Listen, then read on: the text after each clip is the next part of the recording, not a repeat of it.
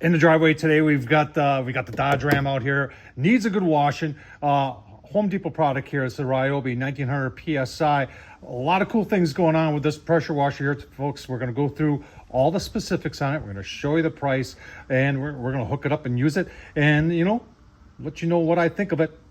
Let's get started. Everybody always wants to know what's the price, what's the price, what's the price. Well, here it is, folks. At it's a Ryobi, and like I said, Home Depot. $150. All right, we're going to talk about specifics. We already talked about it's 1900 psi, and it does use 1.2 gallons per minute. They are calling it a light duty residential. It does have 3 nozzles. It's got a 1/4 inch quick connect nozzle. We'll take a closer look at that. We'll take a closer look at those nozzles. It does take a 13 amps of a 13 amp electric motor, so you can plug it into your regular outlet on your house. It does have a 3-year warranty. That's a good thing to know. And remember, if you've ever taken things back to Home Depot, usually pretty good on taking things back. Let's take a closer look. Every tool's got its specific that makes it unique to everything else. And the first thing I thought about this thing was portability and how rugged it looks. I mean, it is relatively light to carry around. Plus it's got wheels, and if you're wondering, this handle extends up. Press this and you can wheel this thing around. Let me put it on the ground and give you a look-see at that, and you can see that you can pull this around nice and easy, and everything that you use for it stores right there. So everything you need is right there. And when it comes to storage, you can pick it up and put it right in a little cubby here in your garage. It don't take up hardly any room. Pretty cool. So as far as length of the hose is concerned, you got 25 feet there, and you got 25 feet on the electrical side too. So you can go 50 feet away. That's a long distance for a pressure washer. So you don't have to move it or worry about unplugging it, or do I have enough room to hook it up to the hose? You got plenty of room there. It's also got a built-in container for soap. And that's pretty cool. If we turn it around here, you can see how everything stores. So your wand is a 2-piece wand, and when you take it apart, it stores really nicely and locks in real nicely too. So a nice job by Ryobi. And in portability, they didn't put little plastic cheap wheels on here. This is a rubber plastic on the inside, and they are 4 1/4 inch in diameter. So taking a closer look at the handle, if you got the little kids out there while you're working and you don't want them playing with this, and I wouldn't want them either, it does have a little lock there that'll keep them from depressing that, and you just flip that back up to unlock it. So nice thinking again there by Ryobi. They've got threaded connections right here. This is where the hose is going to go, but they also have a little protector here, and I would keep that and just put that in when I'm storing it, just so those threads don't get all damaged up. Let's put the wand together. Now, putting the wand together is you just got to snap it out of there. I like how it secures. And you can see it just fits female into male, or male into female, however you want to do it. And you press it together and just go like that. You're all together. And this is your where you put your nozzles. Let's take a look at those.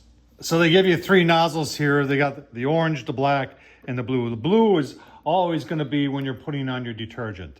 And then your orange one, that's going to be if you got really tougher stains. You got to be careful with that though, because you could etch wood. That's 15 degree. And then my favorite one is the turbo nozzle, and that's what we're going to use today. And that just positively locks in the base there. And then to put it on, you just take it and you pull back on this and put that in just like that, and you're ready to go. Right, so if you're wondering where the garden hose goes, that's where the garden hose goes. And they do have a little filter there just to protect it from getting any debris into the pressure washer. So on the other side now, that's where you're going to hook up your hose to. That'll hook up to the pressure washer wand, and it also has a little protector thing here. And I would just put that in your pocket while you're pressure washing, and then when you're done, put it back on there just to protect those threads. Here's a nice thing that Ryobi did is they put the starting instructions right here on the side, because over time people have a tendency to lose the owner's manual. He even has a reminder there as to what your nozzles will do. So nicely done by our friends over at Ryobi. So just getting things hooked up here, but I wanted to show you something here. A lot of times when you get a hose and it's all coiled up like a garden hose and that, it's hard to get it straight again. This thing, I just unwound it and laying there perfectly. So another nice job done by Ryobi. All right, so before I plug it in, what I want to do, and I'll do this every time, is you want to kind of get all the air out of the system. So I've got the hose on there, I got the water on, and I'm just going to let this run for a minute or two just to make sure that there's no air pockets in the hose. All right, so I've got it plugged in. This does have a built-in GFCI, and that's what these buttons are. And you'll know you're okay if you see a green light. If you see a green light, all right, you got a nice on and off right there. I've got it on. You can see there is a green light, which means it's on. When you first turn it on, you'll hear it wind up, and it's going to pressurize the line, and then it'll shut off. And you're going to think, why? Well, because it's pressurized. Once you turn it on, see what I mean? It only runs when you need it to run. All right, we're just gonna get this side